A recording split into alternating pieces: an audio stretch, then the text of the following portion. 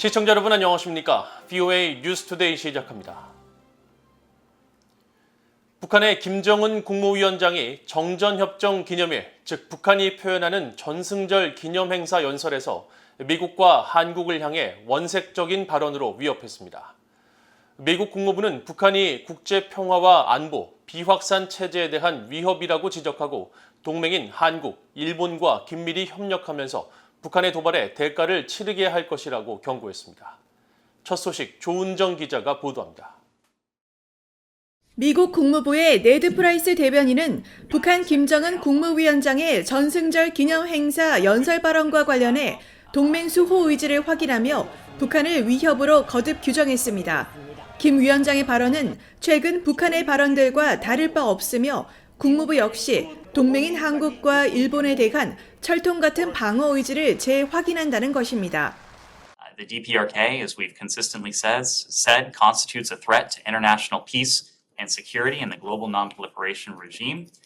We have a vital interest in deterring the DPRK, defending against its provocation or the use of force, limiting the reach of the most dangerous weapons programs, and above all, keeping the American people, our deployed forces in the region, and our allies safe from any threat to international peace and security. 앞서 김정은 위원장은 27일 정전협정 이래 북한 표현인 전승절 기념행사에서 미국과 한국을 향한 군사적 위협과 비난의 발언을 했습니다. 미국에 대해서는 그 어떤 군사적 충돌에도 철저한 준비가 돼 있으며 미국이 북한의 근본 이익을 침해한다면 더 큰 불안과 위기를 감수해야 할 것이라고 밝혔고 한국에 대해서는 윤석열 대통령을 직함없이 거론하며 북한의 군사력 일부분을 무력화하려 한다면 강력히 응징할 것이며 한국군은 전멸할 것이라고 주장했습니다. 프라이스 대변인은 이어 미국의 대화 제의에 북한이 응답하지 않고 있는 문제를 지적했습니다. Now, of course, we have not heard a substantive response or certainly any indication that the DPRK at present is seeking to take us up on that offer. But in the interim, we'll continue to coordinate closely with our treaty allies. And will continue to impose costs and consequences should provocations continue to emanate from the DPRK. 프라이스 대변인은 또 비핵화라는 가장 중요한 목표를 진전시키기 위해 한국, 일본과 일치된 협력 관계를 추진하며 조 바이든 대통령과 토니 블링컨 국무장관, 성김 대북특별대표 등은 한국, 일본과 대북 정책을 조율하고 있다고 밝혔습니다. 프라이스 대변인은 그러면서 미국은 북한에 대한 적대적인 의도를 갖고 있지 않고 대화와 외교를 추구한다는 점을 거듭 밝혀왔다고 강조했습니다. VOA 뉴스 조은정입니다. 8월 1일부터 26일까지 뉴욕 유엔 본부에서 제10차 핵확산 금지 조약 NPT 평가회의가 열릴 예정인 가운데 북한 핵 문제에 대한 본격적인 논의는 두 번째 주부터 시작될 것이라고 유엔 군축실이 밝혔습니다. 유엔 군축실 대변인은 27일 VOA에 NPT 평가회의의 둘째, 셋째 주에 분과위원회 일정들이 진행되며 북한의 핵 프로그램 문제는 제2위원회가 다룰 것으로 예상한다고 밝혔습니다. 제10차 NPT 평가회의의 3개 분과위원회 중 제1위원회는 핵 군축 문제를, 제2위원회는 안전조치 협정과 비핵지대, 제3위원회는 핵 에너지의 평화적 이용을 논의합니다. 앞서 애덤 셰인먼 미국 대통령 핵 비확산 특별대표는 26일 전화 브리핑에서 이번 NPT 평가회의에서 북한의 핵과 미사일 도발에 대한 강력한 규탄을 기대한다고 밝혔습니다.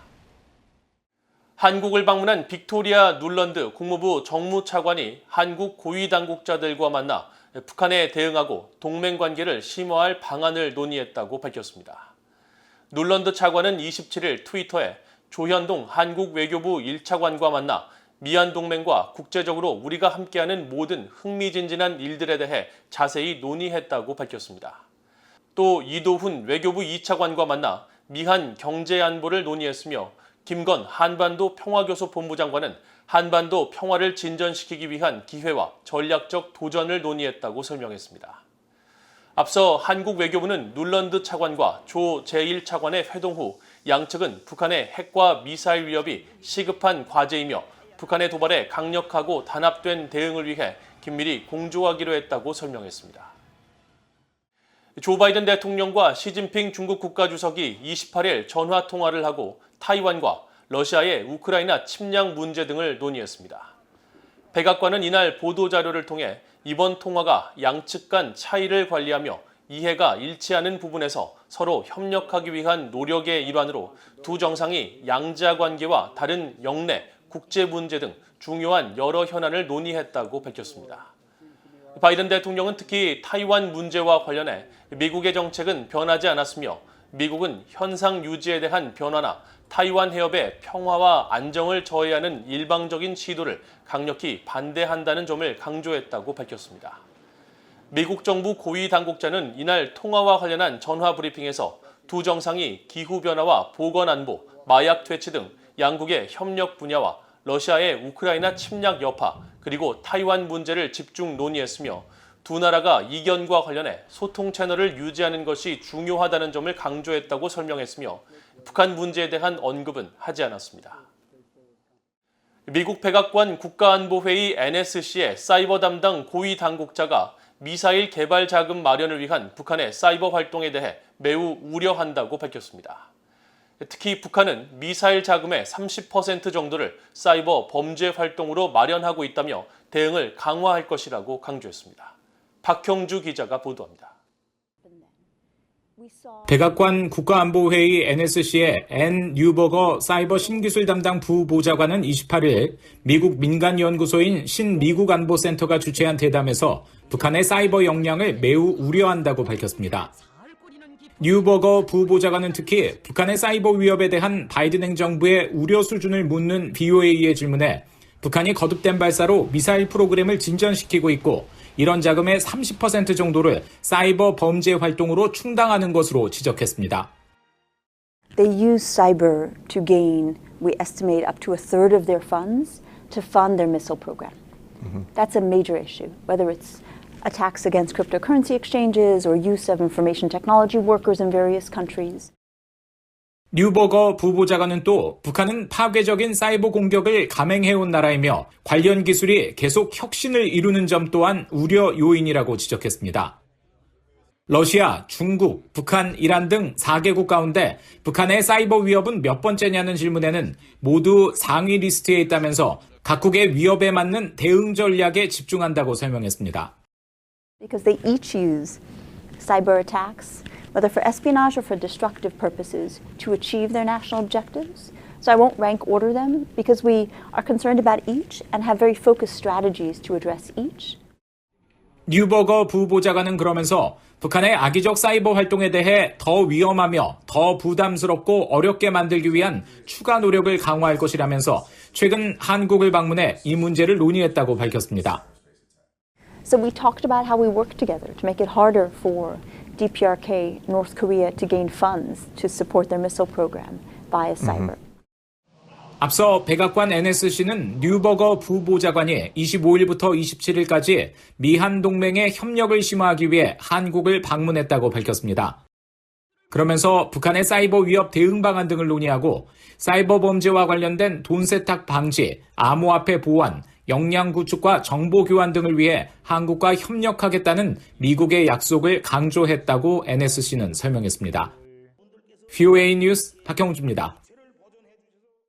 미국 하원 외교위원회의 그레고리 믹스 위원장은 한국전쟁 정전협정 체결 69주년인 27일 참전 용사들의 봉사와 희생을 기리며 한반도의 지속적인 안보 도전을 지적했습니다.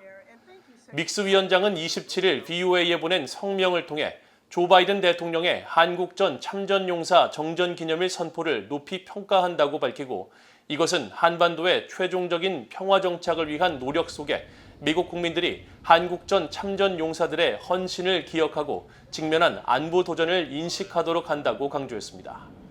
바이든 대통령은 한국전쟁 정전일인 7월 27일을 한국전쟁 참전용사 정전기념일로 선포하며 1950년 6월 미국은 북한 공산정권 그리고 궁극적으로는 중국에 대항해 벌이는 한국의 싸움에 동참함으로써 3년간의 격렬한 전투 끝에 유엔군 사령부를 지휘하는 미국과 중국, 북한 대표단이 정전협정에 서명했다고 밝혔습니다.